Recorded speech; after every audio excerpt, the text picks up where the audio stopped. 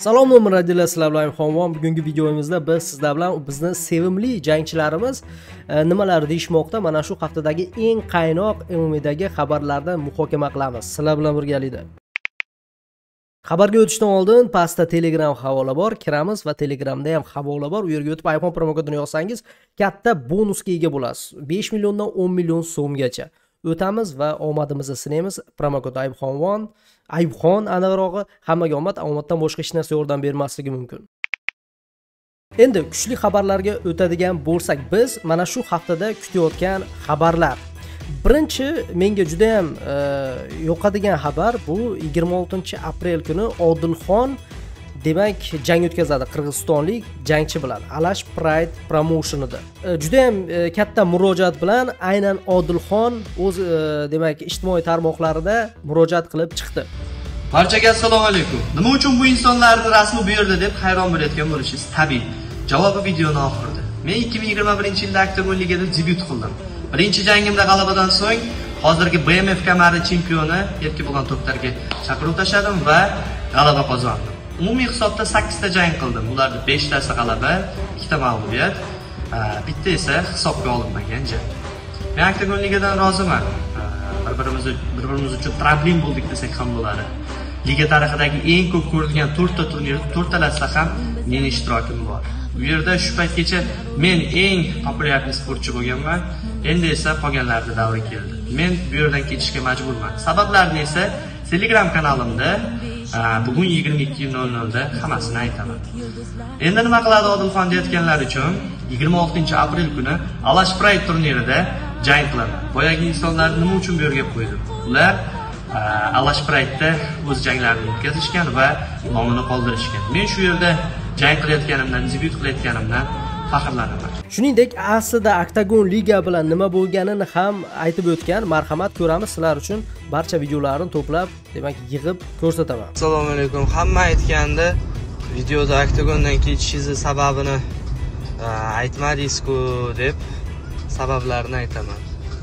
Ketdim deganimda oxirgisida PR bu yana qaytadi.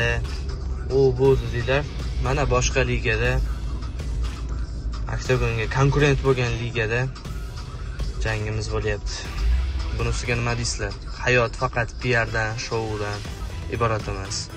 Birinchidan juda ham ko'p konfliktlar, ya'ni o'sha chempionlik jangi menga berilmaganligi. Chunki ikkalasi bilan ham men ushganman. Chempionlik jangi esa ularga nasib qildi. Men prosta chopildim. Bu birinchi sabab. Ikkinchisi, men eronlik sportchiga viza tashlagan paytim Nuradin meni so'kib haydab chiqarib yuborgan. O'shanda men yuragimga tugib qo'ydim. Bo'ldi, men ketaman deb. Prosta ligada meni hurmat qiladigan insonlar bor.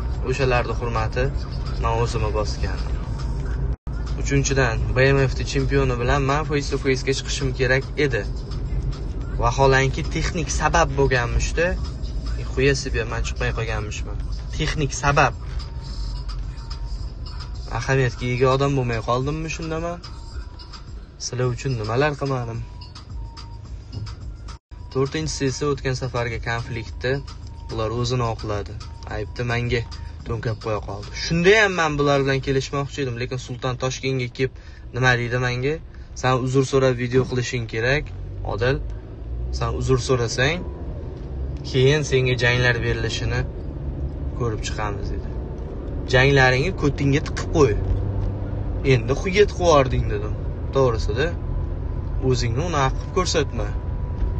Men senga yerdan chiqqan qo'ziqorin emasman. Xuya urusha olmaysan boshqa hech kim bilan, boshqa hech qanaqa ligada. 100% men senga javob beraman dedi Sulton. Jasko Koch bunga yagona guvoh. Hiltonda ular gaplashib o'tirishgandi. Men shu joyga bordim. Jasko Koch o'rtamizda tarjimon bo'ldi. U ham hayron qoldi bularni menga protiv ketganiga. Protiv ketish bunaqa bo'ladi. Alash Pride. Xullas 5-dan men har oy urush qolyman.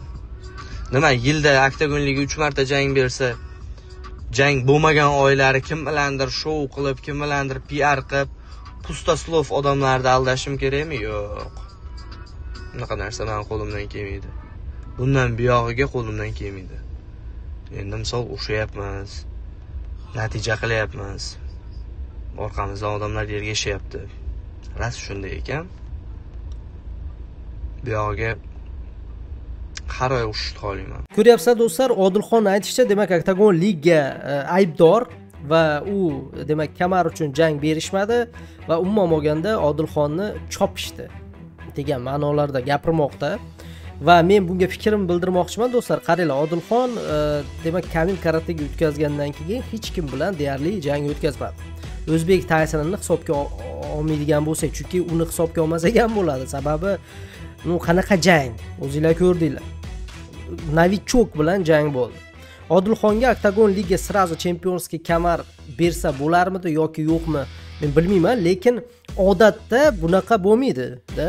Srazu jang berilmaydi. Kimdirni yutasan, keyin kamar uchun jang o'tkazasan deyishadi promotionlar va mana shunaqa holat. Lekin Odilxon albatta o'zini fikriga ega, aytmoqdaki menga kamar uchun berish kerak edi, prosta tak demoqda. Lekin bir tarafdan do'stlar, buni o'ylab qaraydigan bo'lsak, to'g'risi To'xtar va Odilxonning jangi bu yulduzli jang. Ya'ni mana shu promotionda ular yulduz va prinsipi как biznes sifatida Oktagon Liga bu ko'proq mana shunaqa hypeviy janglarni yaxshi ko'radi-da, ommaga tarqalgan. Mana yangi novichoklarga ham super puper janglar berib yuborishi mumkin, O'zbek Taysonga o'xshab.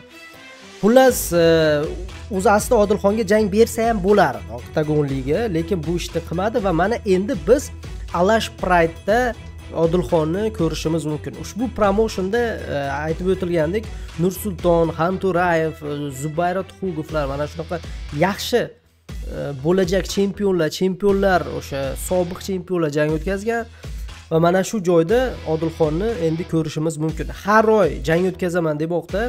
To'g'risi, har oy jang o'tkazsa bizga yana ham qiziqarli bo'ladi, chunki albatta Odilxonni jangini ko'rish menimcha hammaga qiziq, to'g'rimi? O'zi aslida shaxsan meni fikrim bo'yicha, demak Odilxon o'zi aslida endi 10 barobar ko'proq harakat qilish kerak. Mana shu Alash Pride'da g'alabalarga ega bo'lib, super puper janglar o'tkazishga, chunki albatta isbotlab qo'yish kerak. Shu u Oktagon Ligadan ketgandan keyin boshqa ligalarda ham dahshatli yulduzli janglar qila olishini va biz buni kutamiz. Uni tomoshabinlari jang sifatida unga balet qilamiz-da. Shunga bu videoda men shaxsan mana shu Odilxonni endi qo'llab-quvvatlash uchun desak ham bo'ladi, bu videoni qilyapman. Kommentariyada qo'llab-quvvatlanglar va Alash Pride'da mana shu yaqinda bo'ladigan jangini tomosha qilamiz va sizlar bilan birgalikda ko'ramiz. Qanaqa o'tadi bilmadim, lekin albatta Odilxon g'alaba qozonishini va mana shu promotionda porloq yulduzga aylanishini xohlagan bo'lardik. Ko'ramiz xullas. Mana shunaqa xabarlar.